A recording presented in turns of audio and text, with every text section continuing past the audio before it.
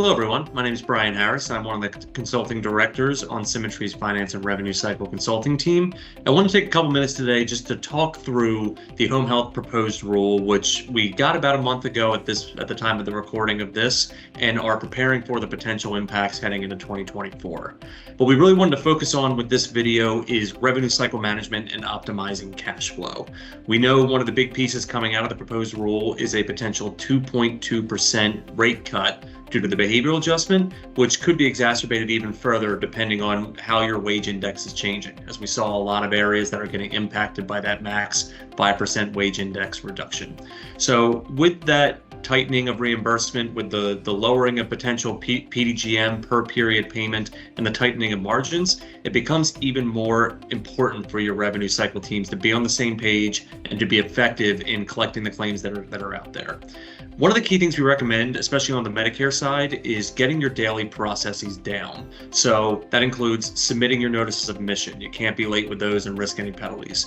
Billing of final claims, making sure as soon as these claims are clearing your pre-billing compliance edits that they're getting out the door, and really fixing RTPs. That is really important to make sure as those claims get out the door that they're not taking extra time sitting in that RTP status, or if there's NOAs that are going to RTP, that they're not going past that 5-day timely filing because we didn't fix an RTP over the course of a couple of days.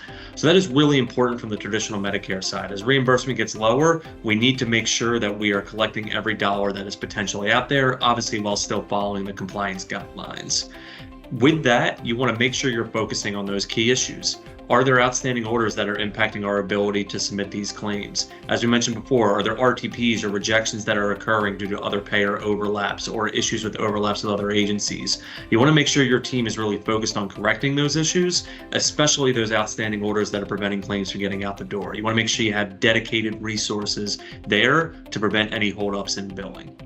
At the same time, we focus a lot on the traditional Medicare side of the proposed rule, but collecting cash in general becomes even more important.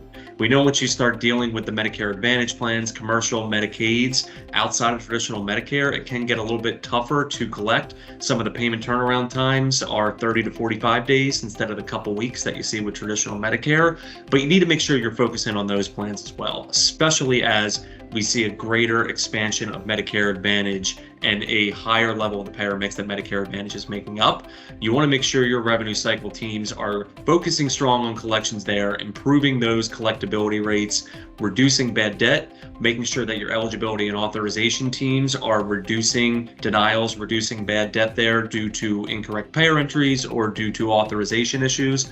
All in all, a lot of the concepts that we look at from a revenue cycle perspective as we head into the challenges of these rate cuts with Medicare are not new concepts. These are a lot of things that we've been saying for years, but as reimbursement and margin drops on the Medicare side, it makes it even more urgent and important that you are looking at that, optimizing the efficiency of your team, the productivity of your team, leveraging technology to get to where you need to be. One of the pieces that we wanted to call out is with these rate cuts, you may have seen this in other videos with SimiTree. Part of the recommendations is looking at your staffing model, looking at your costs, and are there ways to control costs, be a little bit more cost effective, be a little bit more efficient in some of your back office staffing. The really important part from the revenue cycle side there is that you are understanding the operational impact of any reductions in staff if you were to choose to go that route, or if you were to choose to reallocate staff to additional areas. The last thing you want to do is save some dollars and cents on your costs and then have your revenue cycle processes fall apart because you're not adequately staffed there. It's really important to take a look at productivity of the team, benchmarks for staffing and productivity for these revenue cycle functions, analyzing that against your current team and understanding the potential, again, operational impacts of any changes you make from a cost control perspective. A lot of good concepts here. We could have a much further conversation on that. So please feel free to reach out to SimiTree if you have any questions, if you want to explore any of these further. We know our internal revenue cycle teams from our revenue cycle management team are preparing for this in the manners that we talked about here, making sure our processes are strong and efficiently in place. And we're happy to share any of those tactics with you or provide resources to help you prepare in that regard. Please feel free to reach out to myself or any of my colleagues for more assistance. Thank you and have a good day.